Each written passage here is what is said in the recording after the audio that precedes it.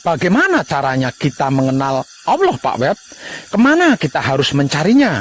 Dan di mana kita bisa menemuinya agar supaya bisa manunggal jati dengannya? Apakah harus ke Mekah yang ada Ka'bah dan Gua Hironya? Ataukah ke negeri Cina yang banyak ilmunya? Apakah sedemikian jauhnya Dat Maha Suci hidup itu berada? Kalau sejauh itu, apakah kita tidak tersesat nantinya?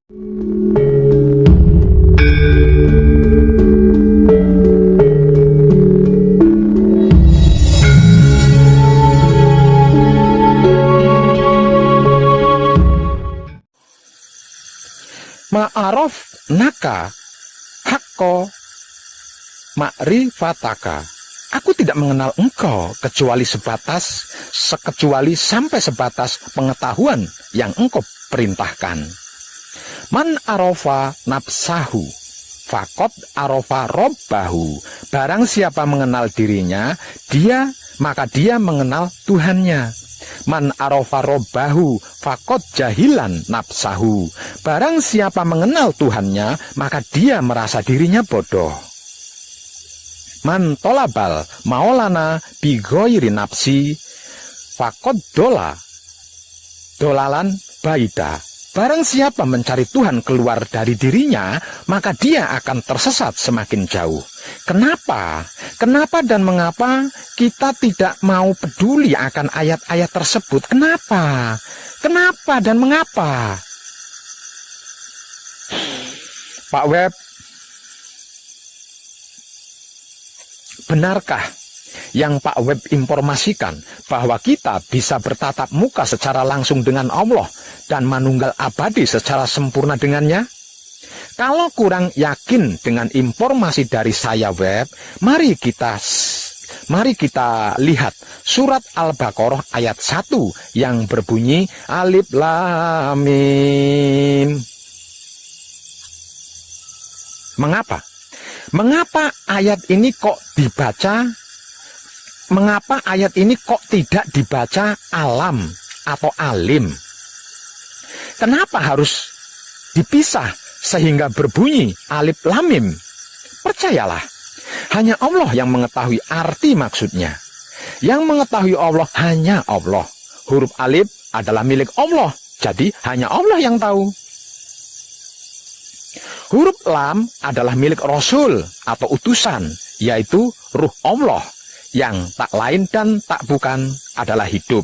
Maka untuk bisa mengetahui arti maksudnya lam, kita harus mengenal hidup dulu. Dan huruf mim adalah milik Muhammad sebagai insan manusia maksudnya. Antara alif dan mim ada lam. Antara Allah dan manusia ada apa? Hayo. Romo, ada sir kadangku. Ada kesadaran rasa cinta kasih sayang maksudnya. Dan kesadaran rasa cinta kasih sayang itu adalah gerak-geriknya hidup. Hidup itu ruh atau datnya Allah yang diutus tinggal di dalam setiap kedirian makhluk. Sir dalam hal ini berperan sebagai utusan, sebagai pembawa berita, sebagai naluri, sebagai insting atau generator, dan bisa juga sebagai mikroprosesor, penerima dan pengelola data.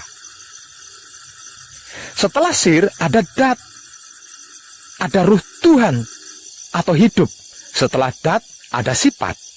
Arti maksudnya, tidak ada satu makhluk pun yang dapat bercakap-cakap dengan Allah kecuali dengan Rasul atau utusannya, yaitu ruhnya sendiri yang tak lain dan tak bukan adalah hidup yang seumur hidup menggerak dan menggerikkan kita. Sungguh, aku tidak mengenal doa seorang hamba jika tidak melalui Rasulku.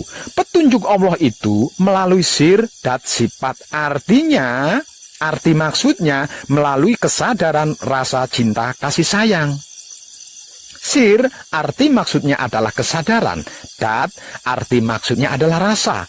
Sifat, arti maksudnya adalah cinta kasih sayang. Jadi, sir dat sifat itu adalah kesadaran rasa cinta kasih sayang.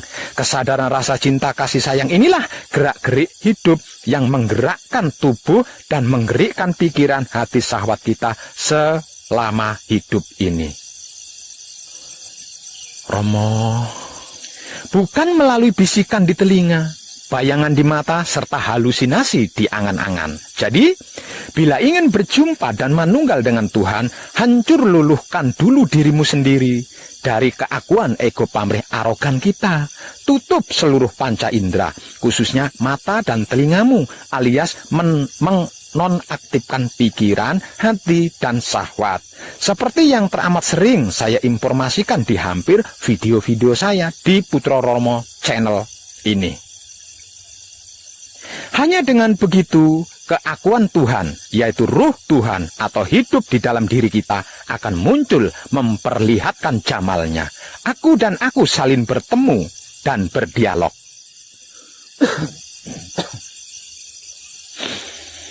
Demikianlah apa yang dilakukan Musa selama 40 hari dan 40 malam, sehingga Musa bisa menerima wahyu 10 perintah Tuhan.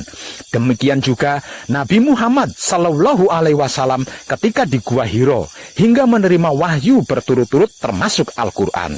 Ngapain Rasulullah Sallallahu Alaihi Wasallam di Gua Hiro? Apa saja yang dilakukannya? Sabda Rasulullah Sallallahu Alaihi Wasallam, segala sesuatu ada pembersihnya. Pembersih kolbu adalah dzikir. Apa itu kolbu? Kolbu adalah bagian dalam pikiran, hati, dan syahwat yang tidak tersentuh oleh noda kemelekatan. Apa itu dzikir? Dzikir adalah berasal dari kata dzakara atau yadukur, yang memiliki arti perbuatan dengan lisan seperti menyebut atau menuturkan atau mengatakan sesuatu agar supaya selalu ingat, tidak lupa maksudnya. Jadi, dzikir kolbu itu berarti maksud mengingat dengan pikiran yang bersih, menyebut dengan hati yang bersih, dan memuji dengan syahwat yang bersih secara berulang-ulang atau terus-menerus alias tiada henti. Siapa yang disebut, apa yang diingat, apa dan siapa yang dipuji, tak lain dan tak bukan hanya Dat Maha Suci hidup, bukan yang lain selain itu. Kalau dilakunya patrap samadhi manunggal jati secara berulang-ulang atau terus-menerus alias tiada henti. Manusia itu sesungguhnya dalam keadaan tidur, ketika mati baru dia terbangun. Begitulah sabda Nabi Muhammad Sallallahu Alaihi Wasallam. Artinya, untuk bisa manunggal jati harus bisa mati sebelum mati terlebih dahulu, agar supaya kesadaran ruhnya atau hidupnya bangkit, sehingga bisa berkomunikasi dengan Dat Maha Suci hidup.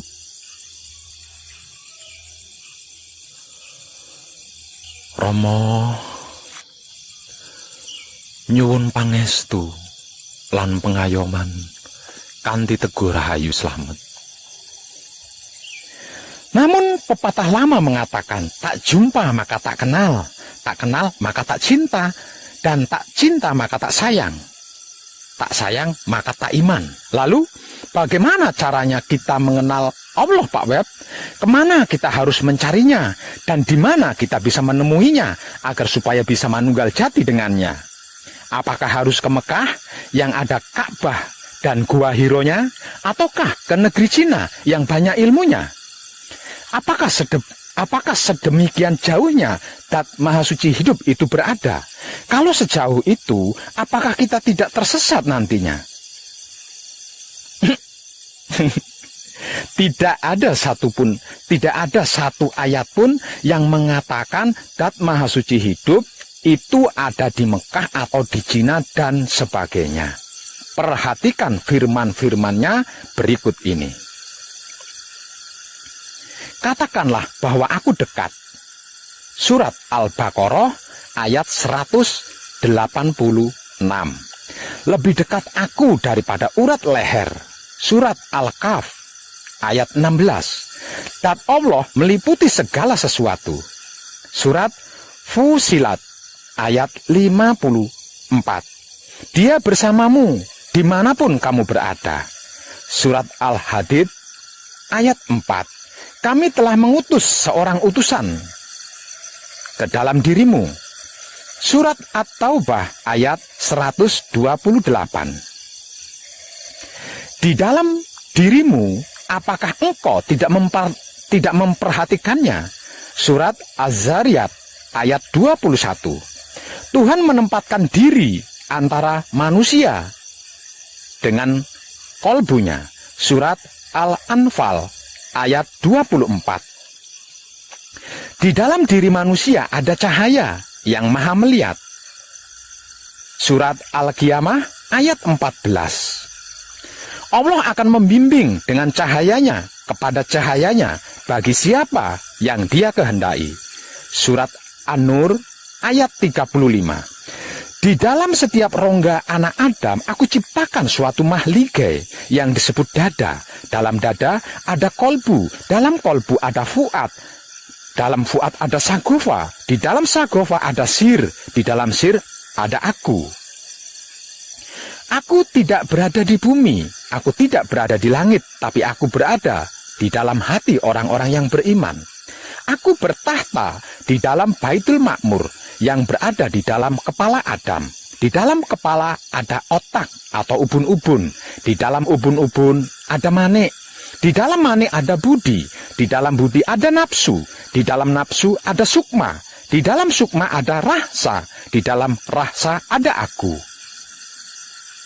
Aku bertahta di dalam Baitul Muharram, itu rumah tempatku berdiri di dalam dada Adam. Di dalam dada ada hati. Di antara hati ada jantung.